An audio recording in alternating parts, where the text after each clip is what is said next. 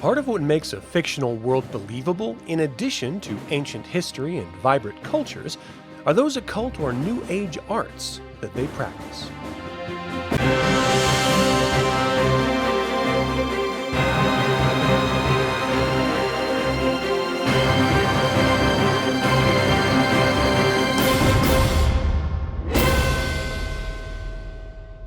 Welcome to another DragonLance Saga episode.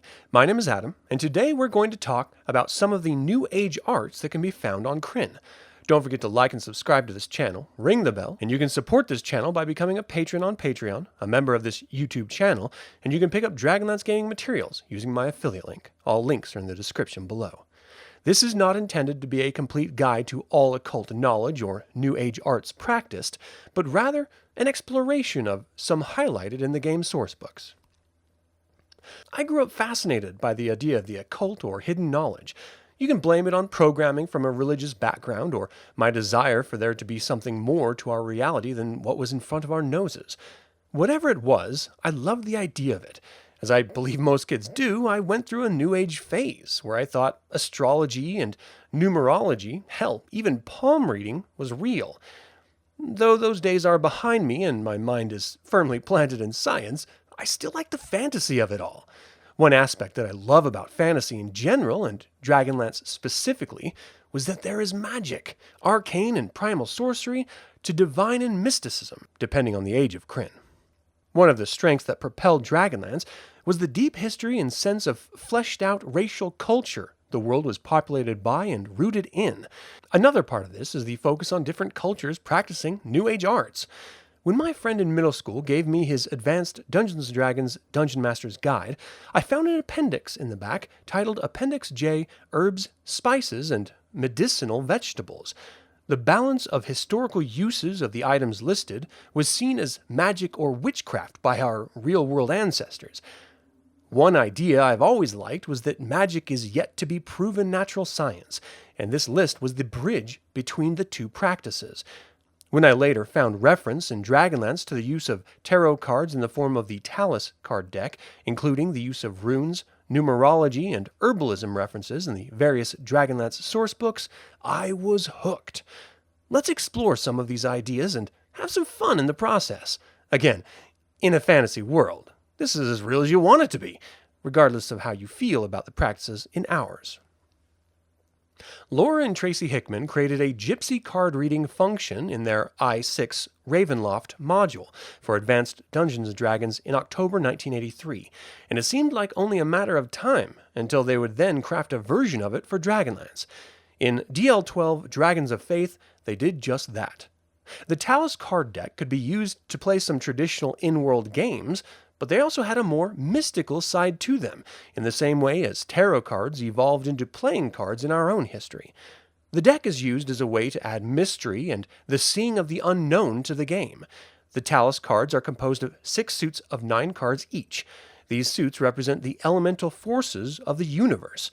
In addition, each suit is represented by a different character race, with a seeker card representing all 6 suits. Each suit is numbered 1029 and is represented by a specific figure. In addition to each element having its own possible meaning, the cards are read with half of the deck enlightened, or face up, and shadowed, or face down. The direction of the card's face also has meaning. For a full description on how to use the cards in your game, refer to Advanced Dungeons & Dragons Module DL12 Dragons of Faith, or the Advanced Dungeons & Dragons 2nd Edition Tales from the Lands boxed set. The aesthetic Bertram has written essays on numerology and runes, which are of note here. According to Bertram, numerology is the metaphysical science that analyzes the symbolic nature of numbers and ascribes prescribed numerical values to each letter of the alphabet. The science, while ancient and exact, reflects the spiritual vibrations and potentials of each number and letter. This provides an understanding of one's personal energies and how they are or should be utilized in their career, travel, friendships, and home life.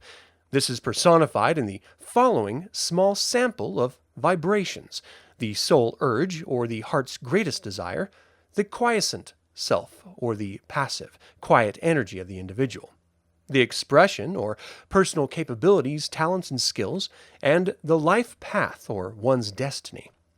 Depending on the makeup of the individual's name, a numerologist may determine a ruling passion or karmic lesson for the individual to read.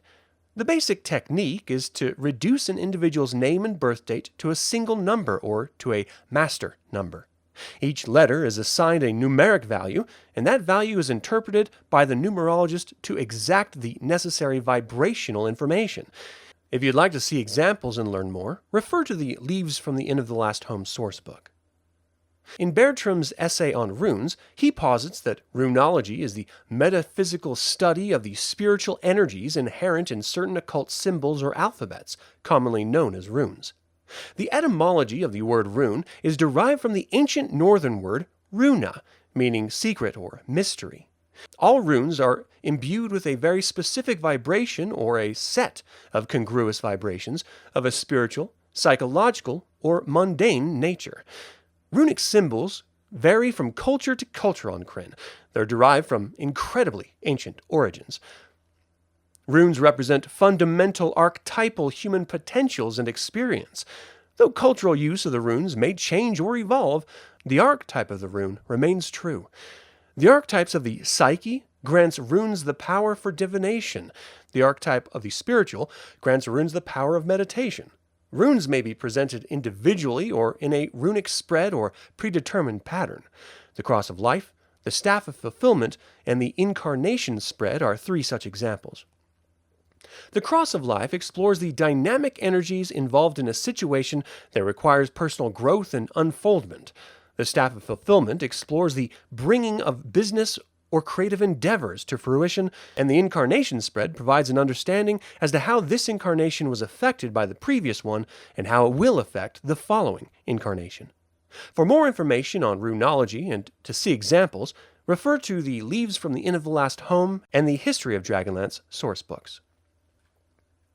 The Quayshu tribe has their own means of divination with the art of Eichelomancy. This art was gifted to Occult of the Quayshu tribe by the god Zivlin in the form of 3 green acorns. This practice was handed down from master to apprentice within the tribe, and it consists of mixing the 3 green acorns with a hollowed-out gourd, then casting them on the ground. The sage then divines the future from how the acorns lie within the face or pattern upon the ground. There are a total of 5 faces that can answer any question asked. Questions must be asked in order and answered in order through the 5 faces. The first face is the universe. The second face is the world. The third is face. The fourth face is the eye. And the fifth face is the heart, the seat of the soul. If you leave your questions off before completing the 5 faces, your next question, when you return in the future, will be cast to the next face in order. Green acorns must be used and never handled with your hand, but rather only with the gourd. Once an acorn turns brown, as discovered through the sound in the gourd as it's shaken, you must replace them. If you would like notes on how to interpret the casting of the acorns, refer to the More Leaves from the Inn of the Last Home sourcebook. Dalamar the Dark has released pages from his Shalafi, Raistlin Majir's Numinous Properties of Herbs in Krynn. He warns against using any referenced herbs or recipes in his master's notes by anyone. According to Raistlin's notes, herbs, including trees, spices, flowers, etc., are tied to numinous experiences, and their magical power cannot be denied. He goes on to list various herbs and their properties, not unlike the aforementioned list in the Advanced Dungeons & Dragons Dungeon Master's Guide. In addition to this, Raistlin lists associations with color in magical artifacts and numinous energies of herbs, fruit, spices, etc. White is for purification, yellow is for awareness of solar energies, orange is used to develop positive personal or artistic energies, pink is used for tranquility, red for amplification of psychic and magical energies, green for balance of those same energies. Blue enhances the intellectual skills, and purple strengthens numinous energies and experiences. He goes on to explain that herbs must be burned in either a copper brazier or a pit fire to have any significant effect.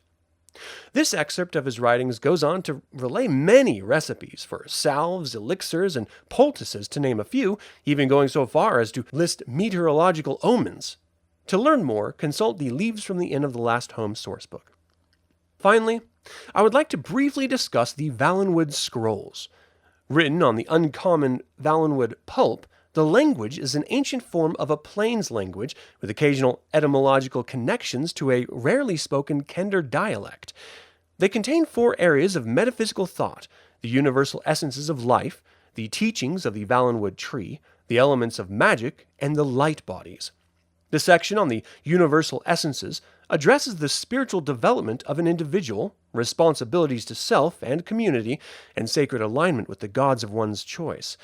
It introduces the mystical voice and mood, which are at the heart of the texts. The teachings of the Vallenwood tree are presented as Tree of Life, a metaphor for how we should express the diverse gifts and manifest the personal potentials bestowed upon us by the triple gods of Krynn. The elements of magic consist of 8 magical laws of solidity, fluidity, motion, and transmutation. The light bodies are the magical energy fields that apparently flow along the spinal column and limbs of any corporeal creature. Color, vocal toning, and breath work are united for personal meditation and maintenance of a dynamic mind-spirit-body connection. They are presented in a circular diagram called the Eightfold Way of the Circle of Life. If you'd like to learn more and see examples of the teachings, consult the History of Dragonlance sourcebook. And that is all I'm prepared to talk about in this episode. I'll explore these topics in more detail in future episodes. Do you enjoy these new age arts or the occult knowledge in Krynn? Have you used the TALIS card in a game session? And do you know of any other new age arts I should discuss from Krynn? Leave a comment below. Don't forget to like and subscribe to this channel, ring the bell, and you can support this channel by becoming a patron on Patreon, a member of this YouTube channel, and you can pick up Dragonlance gaming materials using my affiliate link. All links are in the description below. This channel is all about celebrating the wonderful world of the Dragonlance Saga, and I hope you'll join me in this celebration. Thank you for watching. This has been Adam with Dragonlance Saga, and until next time, remember, it is best to look ahead, not behind. What's done is done. You cannot change it.